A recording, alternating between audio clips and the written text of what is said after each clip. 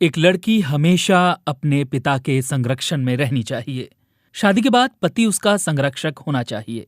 पति की मौत के बाद उसे अपने बच्चों की दया पर निर्भर रहना चाहिए। किसी भी स्थिति में एक महिला आजाद नहीं हो सकती है। मनुस्मृति के 5वें अध्याय के 148वें श्लोक में ये बात लिखी है। ये महिलाओं के बारे में मनुस्मृति की राय साफ तौर पर बताती है। मनुस्मृति में दलितों और महिलाओं के बारे में कई ऐसे श्लोक हैं जिनकी वजह से अक्सर विवादों का जन्म होता रहता है। पिछले दिनों महाराष्ट्र के राजनेता छगन भुजबल को अज्ञात व्यक्ति का पत्र मिला जिसमें लिखा था, मनुस्मृति के बारे में मत बोलो, नहीं तो तुम्हारा दाभोलकर जैसा हाल होगा। बीबीसी से बात करते हुए भुजबल ने कहा, मैं इन पत्रों को गंभीरता से नहीं लेता हूं। मैं ऐसी धमकियों की वजह से अपना काम बंद करने नहीं जा रहा हूं। बाबा साहेब आम्बेडकर ने मनुस्मृति को जलाकर इस देश को संविधान दिया है जो कि सभी लोगों को बराबरी का हक देता है। अगर मनुस्मृति उन विचारों को वापस लेकर आ रही है जिनकी वजह से हमें हजारों सालों तक शोषण झेलना पड़ा, तो हम मनुस्मृति को एक बार फिर जलाएंगे। हम इसकी आलोचना करेंगे। मैं किसी से नहीं डरता हूं। इससे पहले संभाजी भिड़े ने मनु को संत तुकाराम और संत जनेश्वर से भी महान बताकर विवाद पैदा किया था। भिड़े एक हिंदूवादी नेता हैं जिनके पश्चिमी महाराष्ट्र में कई अनुयायी हैं। पीएम नरेंद्र मोदी ने साल 2014 के अपने भाषण में संभाजी भिड़े का समर्थन किया था और 2018 के फरवरी महीने में भिड़े के साथ एक तस्वीर भी ट्वीट की थी। भिड़े अपने कट्टर हिंदूवादी विचारों के लिए जाने जाते हैं और वह खुलकर मनुस्मृति का समर्थन करते हैं। जनवरी 2018 में महाराष्ट्र के भीमा कोरेगांव में हुए दंगों में उनकी कथित भूमिका सामने आने के बाद उनके खिलाफ एक शिकायत दर्ज कराई गई थी। मनुस्मृति में लिखी हुई बातें बीते कई सालों से विवादों की वजह बनती रही हैं। लेकिन क्या मनुस्मृति सच में इतनी विवादित किताब है?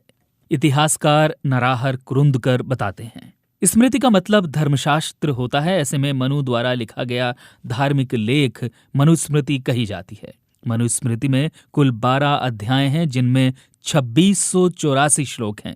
कुछ संस्करणों में श्लोकों की संख्या 2964 है।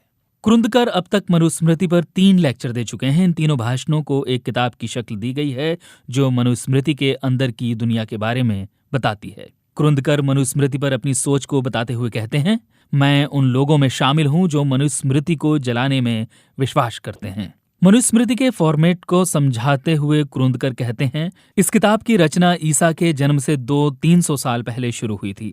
पहले अध्याय में प्रकृति के निर्माण, 4 युगों, 4 वर्णों, उनके पेशों, ब्राह्मणों की महानता जैसे विषय शामिल हैं। दूसरा अध्याय ब्रह्मचर्य और अपने मालिक की सेवा पर आधारित है। तीसरे अध्याय में शादियों की किस्में, विवाहों के रीति रिवाजों और श्राद्ध यानी पूर्वजों को याद करने का वर्णन है। चौथे अध्याय में गृहस्थ धर्म के कर्तव्यों, खाने या न खाने के नियमों और 21 तरह के नरकों का जिक्र है। 5वें अध्याय में महिलाओं के कर्तव्यों, शुद्धता और अशुद्धता का जिक्र है। 6ठे अध्याय में एक संत और 7वें अध्याय में एक राजा के कर्तव्यों का जिक्र है। 8वां अध्याय अपराध, न्याय, वचन और राजनीतिक मामलों आदि पर बात करता है। 9वें अध्याय में पैतृक संपत्ति, 10वें अध्याय में वर्णों के मिश्रण, 11वें अध्याय में पाप कर्म और 12वें अध्याय में 3 गुणों व वेदों की प्रशंसा है। मनुस्मृति की यही सामान्य रूपरेखा है। मनुस्मृति में अधिकार, अपराध, बयान और न्याय के बारे में बात की गई है। ये वर्तमान समय की आईपीसी और सीआईपीसी की तरह लिखी गई है। पंजाब यूनिवर्सिटी में इतिहास पढ़ाने वाले राजीव लोचन बताते हैं कि ब्रितानी लोगों के भारत आने से पहले इस किताब को कानून की किताब के रूप में प्रयोग नहीं किया गया था। राजीव लोचन मनुस्मृति के इतिहास को समझाते हुए कहते हैं, जब ब्रितानी लोग भारत आए तो उन्हें लगा कि जिस तरह मुसलमानों के पास कानून की किताब के रूप में शरिया है, उसी तरह हिंदुओं के पास भी मनुस्मृति है। इसकी वजह से उन्होंने इस किताब के आधार पर मुकदमों की सुनवाई शुरू कर दी। इसके साथ ही काशी के पंडितों ने भी अंग्रेजों से कहा कि वो मनुस्मृति को हिंदुओं का सूत्र ग्रंथ बताकर प्रचार करें। इसकी वजह से ये धारणा बनी कि मनुस्मृति हिंदुओं का मानक धर्म ग्रंथ है। राजीव लोचन बताते हैं कि जब बुद्ध संघों की भारत में ख्याति फैलने लगी तो ब्राह्मणों ने अपना प्रभुत्व कम होता देख इस किताब को लिखकर अपने प्रभुत्व को फिर से जमाने की कोशिश की थी। उन्होंने एक मिथक रचा कि ब्राह्मण का स्थान समाज में सबसे ऊपर है और समाज में ब्राह्मणों और दूसरे लोगों के लिए अलग अलग नियम हैं। वर्णों की वजह से ब्राह्मणों को कम सजा मिलती थी और उसी अपराध के लिए दूसरे लोगों को कड़ी सजा मिलती थी। ये कहा गया कि जो व्यक्ति गलत काम करेगा उसे कड़ी सजा का सामना करना पड़ेगा। ये किताब बताती है कि किसी भी स्थिति में ब्राह्मणों का सम्मान किया जाना चाहिए। किसी भी महिला का कल्याण तभी हो सकता है जब एक पुरुष का कल्याण हो जाए। एक महिला को किसी तरह के धार्मिक अधिकार नहीं है, वह अपने पति की सेवा करके स्वर्ग प्राप्त कर सकती है। मनुस्मृति में यही सब लिखा गया है। मनुस्मृति ने शूद्रों के शिक्षा पाने के अधिकार को खारिज कर दिया था। शिक्षा देने की विधि मौखिक हुआ करती थी। ऐसे में कुछ ब्राह्मणों को छोड़कर कोई यह नहीं जानता था कि मनुस्मृति आखिर है क्या। ब्रिटिश राज के दौरान ये किताब कानूनी मामलों में इस्तेमाल होने की वजह से खासी चर्चित हो गई। विलियम जोनस ने मनुस्मृति का अंग्रेजी में अनुवाद किया है। इसकी वजह से लोगों को इस किताब के बारे में पता चला। राजीव लोचन बताते हैं, महात्मा ज्योतिबा फुले मनुस्मृति को चुनौती देने वाले पहले व्यक्ति थे। खेतीहर मजदूरों, सीमांत किसान और समाज के दूसरे वंचित शोषित तबकों की शोचनीय हालात देखकर उन्होंने ब्राह्मणों और व्यापारियों की आलोचना की थी। डॉक्टर बाबा साहब आम्बेडकर ने 25 जुलाई 1927 को महाराष्ट्र के तत्कालीन कोलाबा जिले और वर्तमान में रायगढ़ जिले के महाद में सार्वजनिक रूप से मनुस्मृति को जलाया था। आम्बेडकर अपनी किताब फिलॉसफी ऑफ हिंदुइज्म में लिखते हैं, मनु ने इन 4 वर्णों को अलग अलग रखने के बारे में बताकर जाति व्यवस्था की नींव रखी। हालांकि ये नहीं कहा जा सकता है कि मनु ने जाति व्यवस्था की रचना की है, लेकिन उन्होंने इस व्यवस्था के बीज जरूर बोए थे। उन्होंने मनुस्मृति के विरोध को अपनी किताब कौन थे शूद्र और जाति का अंत में भी दर्ज कराया है। उस दौर में दलितों और महिलाओं को एक सामान्य जिंदगी जीने का अधिकार नहीं था। इसके साथ ही ब्राह्मणों के प्रभुत्व की वजह से जाति व्यवस्था का जन्म हुआ। डॉक्टर आम्बेडकर के मुताबिक जाति व्यवस्था एक कई मंजिला इमारत जैसी होती है, जिसमें एक मंजिल से दूसरी मंजिल में जाने के लिए कोई सीढ़ी नहीं होती है। उन्होंने कहा है, वर्ण व्यवस्था बनाकर सिर्फ कर्म को ही विभाजित नहीं किया गया, बल्कि काम करने वालों को भी विभाजित कर दिया गया।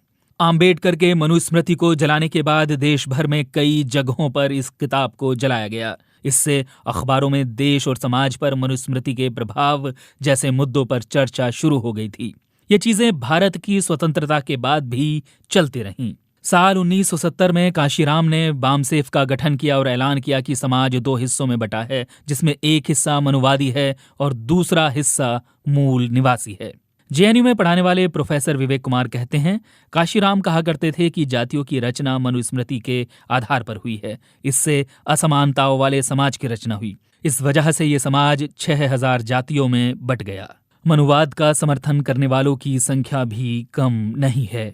इतिहासकार नरहर कृंदकर समझाते हुए कहते हैं, मनुस्मृति के समर्थकों का एक गुट कहता है कि इस सृष्टि की रचना ब्रह्मा ने की थी और दुनिया का कानून प्रजापति मनु भृगु की परंपरा से आया है। ऐसे में इसका सम्मान किया जाना चाहिए। कृंदकर अपनी किताब में इसके बारे में बताते हैं, मनुस्मृति के बचाव के लिए ये भी कहा जाता है कि स्मृतियां वेदों पर आधारित हैं और मनुस्मृति भी वेदों के हिसाब से ही है।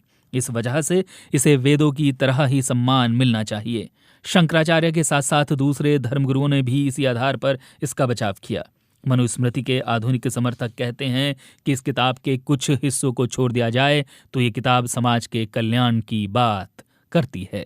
विवादित नेता संभाजी भिड़े ने अपने एक भाषण में दावा किया है कि मनु ने विश्व कल्याण के लिए किताब लिखी और वह एक बड़े कानून विशेषज्ञ थे। कुछ लोग कहते हैं कि राजस्थान हाईकोर्ट में उनकी एक मूर्ति भी लगी हुई है। राजस्थान से ही जुड़े हुए दलित एक्टिविस्ट पीएल मिथारोथ बीबीसी को बताते हैं, जयपुर बार एसोसिएशन ने ये मूर्ति लगवाई है। उन दिनों में बार एसोसिएशन में ज्यादातर वकील ऊंची जातियों से हुआ करते थे। ऐसे में समर्थकों ने दावा किया कि मनु कानून लिखने वाले पहले शख्स थे। ऐसे में हाईकोर्ट परिसर में उनकी मूर्ति लगना सही है। सनातन संस्था भी मनुस्मृति का समर्थन करती है। इस संस्था ने एक किताब प्रकाशित की है जिसका शीर्षक है मनुस्मृति को जलाया जाए या अध्ययन किया जाए। इस संस्था में दावा है कि एक समय समाज मनुस्मृति के हिसाब से ही चलता था। सनातन संस्था एक कट्टर हिंदुवादी संगठन है जिसके मुखिया विवादित हिप्नोथेरेपिस्ट डॉक्टर जयंत अठावले हैं।